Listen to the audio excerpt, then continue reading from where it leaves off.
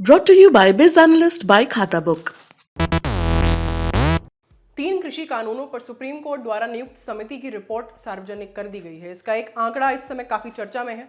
Report में दावा किया गया है कि करीब 1 साल से अधिक समय तक विवादों में रहे तीनों कानूनों का 85.7% कृषि संगठनों ने समर्थन किया था।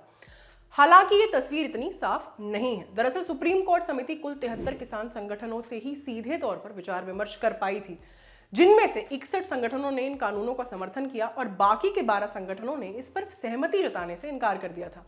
यहाँ एक खास बात और है कि 3 कृषि कानूनों को लेकर दिल्ली की सीमाओं पर विरोध प्रदर्शन कर रहे संगठनों से बातचीत नहीं की जा सकी थी, क्योंकि उन्होंने समिति के सामने पेश होने से इनकार कर दिया था। इस विरोध प्रदर्शन की अगुवाई संयुक्त किसान मोर्चा एसकेएम कर रहा था। एसकेएम के मुताबिक उनके संगठन में देश भर के 450 से ज्यादा किसान संगठन शामिल हैं। एसकेएम का कहना था कि वे सुप्रीम कोर्ट की कमेटी के सामने इसीलिए अपनी बात नहीं रखेंगे क्योंकि उन्होंने पहले ही इन कानूनों की तरफदारी की है। ऐसे में वे निष्पक्षता के साथ मामले पर विचार नहीं कर पाएंगे। सुप्रीम कोर्ट समिति की रिपोर्ट के मुताबिक जिन 61 किसान संगठनों ने इन कानूनों का समर्थन किया है, वे देश के 3.3 करोड़ किसानों का प्रतिनिधित्व नहीं करते हैं। समिति ने इन किसानों को साइलेंट मेजॉरिटी कहा है। हालांकि इस रिपोर्ट में कहीं भी इन किसान संगठनों के नाम उपलब्ध नहीं है। ना ही ये बताया गया है कि कौन संगठन कितने किसानों का प्रतिनिधित्व करता है। इसे लेकर जब दी लल्लन टॉप ने समिति के सदस्य और इस रिपोर्ट को सार्वजनिक करने वाले शेतकारी संगठन के अध्यक्ष अनिल घानवत से सवाल किया, तो उन्होंने कहा कि उन्हें इस बात की जानकारी नहीं है और सारे रिकॉर्ड्स कृषि मंत्रालय में उपलब्ध हैं। अनिल घानवत ने हमें बताया, मैंने कृषि सचिव से कहा कि वे पोर्टल बनाकर इस रिपोर्ट से जुड़ी सभी जानकारी मुहैया कराएं। लोगों का ये सोचना सही है कि किन किसान संगठनों से बात हुई है, इसीलिए न सिर्फ किसान संगठनों के नाम बल्कि उनके साथ हुई बातचीत का सारा फुटेज सार्वजनिक किया जाना चाहिए। मैं ये मांग लगातार उठा रहा हूं। ये पूछे जाने पर कि रिपोर्ट में क्यों काफी कम किसान संगठनों का प्रतिनिधित्व है और दिल्ली के अलग अलग बॉर्डर्स पर बैठे प्रदर्शनकारी किसानों से क्यों बात नहीं हुई, घानवत ने कहा, चर्चा ये होनी चाहिए कि समिति ने जो सिफारिश दी है वो सही है या नहीं, लेकिन बहस अलग ही दिशा में जा रही है। सभी लोगों से बात करना संभव नहीं है, क्योंकि उस समय कोरोना वायरस का काफी प्रभाव था, इसीलिए हम प्रदर्शन वाले क्षेत्र में नहीं जा सके। हमने सोचा था कि एक दिन वहां जाकर लंगर खाएंगे और किसानों से बात करेंगे, लेकिन स्वास्थ्य चिंताओं के कारण हम ऐसा नहीं कर पाए। समिति ने अपनी रिपोर्ट में कहा है कि किसान संगठनों से सीधे बातचीत के बाद कई तरह की बातें सामने निकल कर आई। इनमें विवाद की स्थिति उत्पन्न होने पर समाधान के लिए एक वैकल्पिक व्यवस्था तैयार करने, किसान न्यायालय या फास्ट ट्रैक कोर्ट बनाने, आवश्यक वस्तु अधिनियम को पूरी तरह से खत्म करने, कॉन्ट्रैक्ट फार्मिंग के लिए एक सेंट्रलाइज्ड सिस्टम तैयार करने जैसी इत्यादि सुझाव शामिल थे। सुप्रीम कोर्ट की कमेटी ने कहा है कि प्रदर्शनकारी किसानों से तो उनकी बातचीत नहीं हो पाई, लेकिन मीडिया रिपोर्ट्स के जरिए उनकी चिंताओं और सुझावों को संज्ञान में लिया गया है। समिति ने किसान संगठनों से सीधे बात करने के अलावा एक पोर्टल farmer.gov.in के जरिए भी लोगों की राय ली थी। इसमें कृषि कानूनों से जुड़े कुछ सवाल पूछे गए थे। हालांकि ये सवाल 2 भाषाओं, हिंदी और अंग्रेजी में ही थे।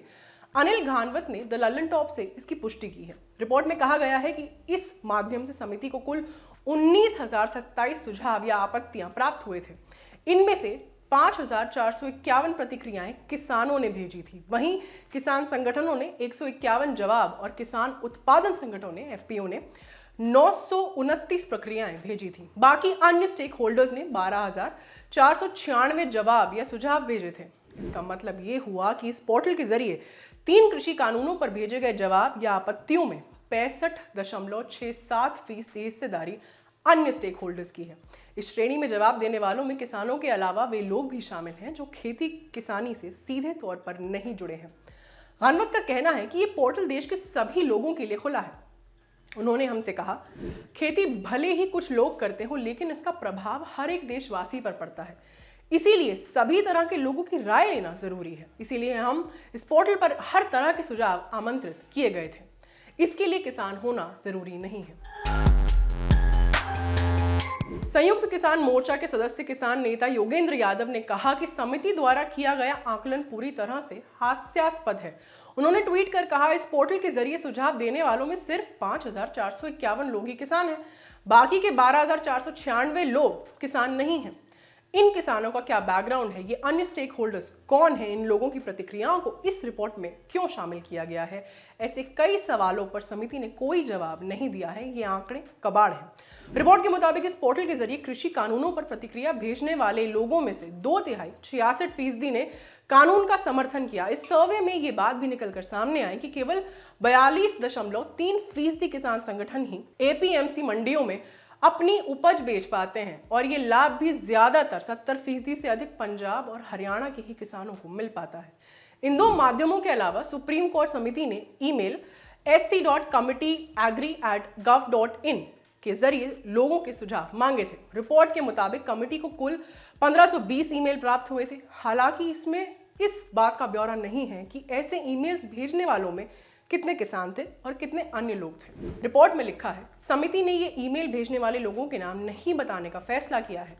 इन सब के अलावा सुप्रीम कोर्ट समिति ने साक्ष्य आधारित विश्लेषण किया है। इसमें उसने कृषि क्षेत्र के विभिन्न सेक्टर्स के आंकड़ों का विश्लेषण करते हुए एक किसान नीति बनाने का सुझाव दिया है।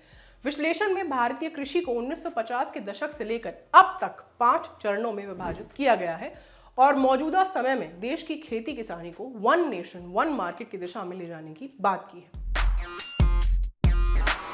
मालूम हो कि मोदी सरकार ने सितंबर 2020 में 3 कृषि कानूनों, कृषक उपज व्यापार और वाणिज्य संवर्धन और सरलीकरण कानून, कृषक सशक्तिकरण व संरक्षण, कीमत आश्वासन और कृषि सेवा पर करार कानून और आवश्यक वस्तुएं संशोधन कानून को संसद से पारित कराया था। हालांकि इस कानून के बनते ही किसानों का चौतरफा विरोध शुरू हो गया था। सरकार के लोग इन कानूनों को कृषि की दिशा में बहुत बड़ा सुधार बता रहे थे, लेकिन किसान और किसान संगठनों का आरोप था कि इन कानूनों के चलते न्यूनतम समर्थन मूल्य एमएसपी की स्थापित व्यवस्था खत्म हो जाएगी। कानूनों के विरोध में पंजाब और हरियाणा से शुरू हुआ प्रदर्शन धीरे धीरे पूरे देश में फैल गया और किसानों ने आकर दिल्ली की सीमाओं पर किलेबंदी कर दी। इस बीच ये मामला सुप्रीम कोर्ट भी पहुंच गया। 12 जनवरी 2021 को तत्कालीन चीफ जस्टिस एस.ए. बोबड़े की अध्यक्षता में सुप्रीम कोर्ट की पीठ ने अगले आदेश तक तीनों कृषि कानूनों को लागू करने पर रोक लगा दी थी। इसके साथ ही कोर्ट ने एक उच्च स्तरीय समिति का गठन किया, जिसके सदस्य भारतीय किसान यूनियन के भूपेंद्र सिंह मान, शेतकारी संगठन के अनिल घानवत, अर्थशास्त्री प्रमोद कुमार जोशी और कृषि अर्थशास्त्री अशोक गुलाटी थे।